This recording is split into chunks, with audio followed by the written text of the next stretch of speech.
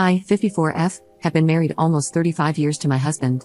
While it hasn't been perfect, it's been alright. We have 3 kids, dogs, the white fence. It seems like an ideal marriage, but to be honest, our personal lives have suffered somewhat over the years.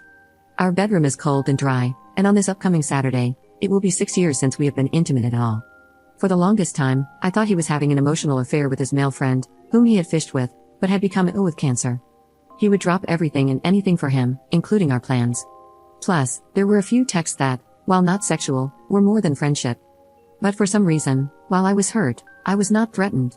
I knew he was extremely ill, there was no physical relationship going on, his time was short, and once this was out of his system, he would be back to his normal self. I'm really sorry if my words sound crude, that's not how I want them to sound. He is not the reason why I am posting this. This past week, I was gone dog sitting and house sitting for my sister.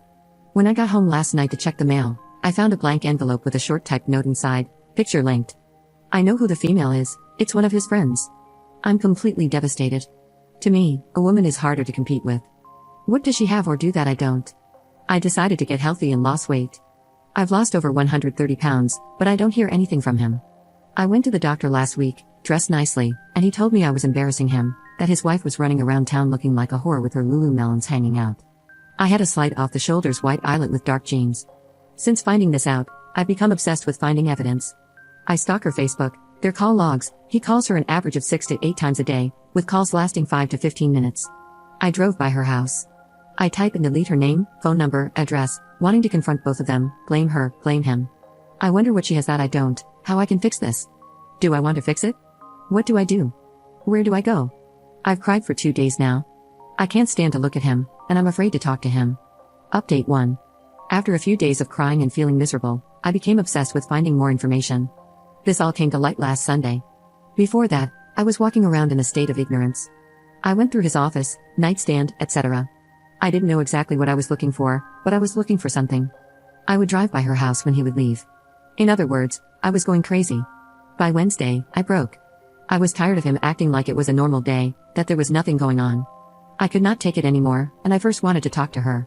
I took off in my car, drove to the dog park. It was empty, so I drove to her house and started slamming on her security door and ringing her doorbell, telling her to open her effing door and that if you were woman enough to sleep with a married man, you should be woman enough to talk to his wife. This went on for maybe 10 minutes or so. She didn't answer. I texted my husband that we needed to talk and that I know. My sister was on the phone with me, trying to calm me down and get me to leave her place before the police were called. In the 3 minutes it took me to get home, yes, he picked someone in our community. Not only had she called him, but she had also sent him the security footage. So I confronted him, somewhat. It was more like he gaslit me the entire time. He talked down to me, get your stupid head in the house, I can't believe you did something so effing stupid, etc. He turned it around on me, you are always sitting on the couch unless your sister invites you out. He didn't deny he was with her and said it's none of my business.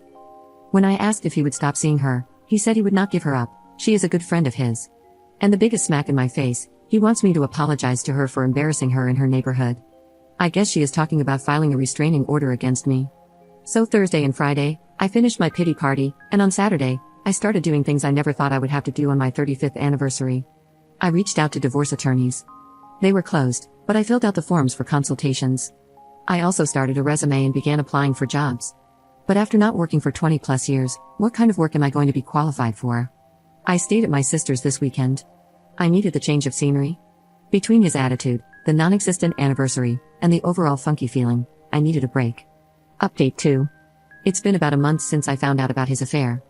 It still sucks. I'd like to say I've totally gotten over him, but one doesn't turn off feelings like a light switch, at least, I don't. Sometimes, I think maybe we can fix this, but then he does something awful again, and I'm back on track with my plans and goals. So, I've set goals for myself and have been working towards them. My first goal was to get a job. I was a housewife for 99% of my marriage. Not only did I get one job, but I also found a second one that I can work at the same time. I opened a secret account, not in my name, and am stashing all my extra money in it. He controls all the house money tightly, so I have to get creative. He knows about one job, but not the other one. I've gone back to school to get my degree, geared towards what I'm doing. So far, it's going well.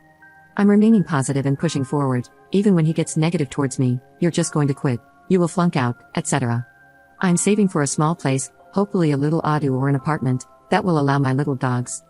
Once the apartment is lined up, I will file for divorce.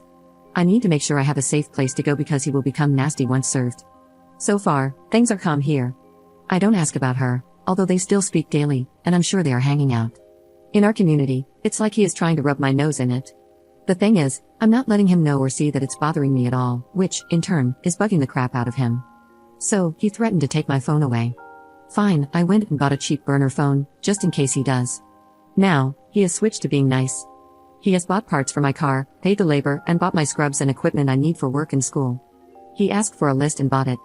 It's times when he's nice that I think there might be hope for us, but as long as she is in the picture, nope. Then, he turns back into the jerk again with empty threats, knocking down my confidence, and I'm back to counting months until I can move. Update 3. I'm still on my phone, and I just worked an overnight shift, so I'm tired. We are in the month of June, and quite a bit has transpired, some good, some not. I finally broke down and told my kids. Those were extremely difficult calls to make, and I told them everything. I took responsibility for my part and admitted I could have done things better. They, my kids, all older, said that while it wasn't perfect, I did my best with what I had, and that didn't excuse his cheating. My eldest wanted to come out, go a few rounds with his dad, and confront the other woman. I told him it wasn't worth it. My second son is my thinker. He didn't say much, but you can tell he is deep in thought. My third son said it's about time with the way he talked to you and treated you. I hope you're thinking about leaving. I was honestly on the fence.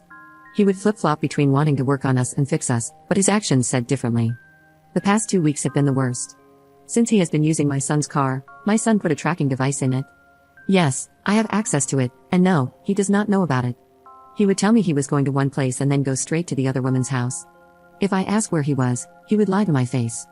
I just kept notes on it until I couldn't anymore. On Father's Day, I had worked the night before, got off work at 8 a.m., and texted him to ask what he wanted for dinner that night. I stopped at the store, bought everything, came home, got it started, and tried to take a nap. Mind you, he did nothing whatsoever on Mother's Day. He wakes me up to borrow $40 to go to a sporting goods store, so I said fine. Dinner's in an hour to an hour and a half, please don't be late. 2 hours later, he's not back. I checked the tracking, and he went straight to her house and had not moved. So, I go do a drive-by. His car is parked in the garage, and she is parked outside. I come back home, and I text him, you need to come home, we need to talk. I know you're not at the sports store. I wait, and there's no response. After 30 minutes, his car still had not moved, so I called her. Of course, she doesn't answer. So, I leave a voicemail, I know my husband is at your house. You win, I'm done. It's obvious he wants to be with you. I'm tired of the lies and his BS. He doesn't want someone who has loved and fought for him for 35 years. I'm done, so come get his dog and his stuff, you've won. Then I hung up. 10 minutes later, he comes in with a Walmart bag and says he went to Walmart and then a friend's house, where they made tacos for him.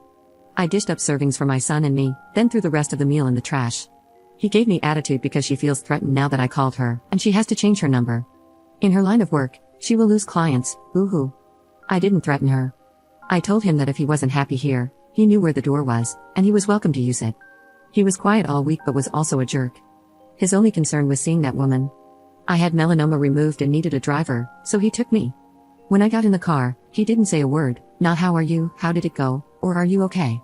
Nope, all he said was, I'm hungry. It was also the 30th anniversary of losing my sister to melanoma, so I was extra sensitive. Little things were just adding up. He was forgetting things I needed or had asked for. I was at the bottom of his list. On our son's birthday, he couldn't even wait for him to blow out the candles before he went to her house. This last Sunday, he was going through the kitchen cabinets, pulling out some soup, and said he was going to take it to a couple who had been stranded down the road for a couple of weeks in a broken-down RV. So, I gathered a few more items and whatnot, and he left, but left the bag of stuff on the counter. I checked, and yep, he went right to her house. This was it, my last bit of energy for this marriage. So I texted him again, I don't understand why you need to lie.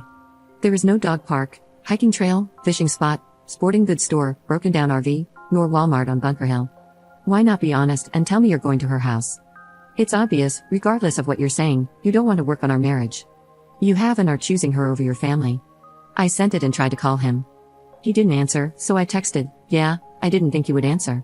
Not even 5 minutes later, he comes screeching into the driveway, slamming into the house, screaming, what the F is wrong with you? You effing mother-flopping beach. I'm sure if I was in the same room as him, he would have hit me. I told him I'm tired of him lying to me. Just tell me he's going to the whore's house. He's been going this entire time, and yet he still lies about it. Doesn't he think if I'm questioning where he is, I know? He called me a few choice names and ignored me the rest of the night. I'm sure my neighbors loved it. I went yesterday, Monday, to file for divorce and got bad news. Because he is a 1099 employee and hasn't technically worked in almost 2 years, although my bills are paid, since I'm not on his bank accounts and never have been, I've always had to ask for money from him. He stopped me from doing his taxes 3 years ago because they were too complicated for you. If I were to file for divorce right now and ask for alimony, he could immediately file to lower it, and the judge could agree with him. According to the lawyer, it could mean the difference between from $500 a month to $4,500 a month. Ballpark figures here, but it was a substantial difference. My lawyer suggested waiting 3 months to file, as he is now working again and started this week. He submits paper bids, so I'm to collect as much evidence as I can in the meantime. My lawyer was impressed with how much I had gathered so far. So, I'm planning and playing it cool until September.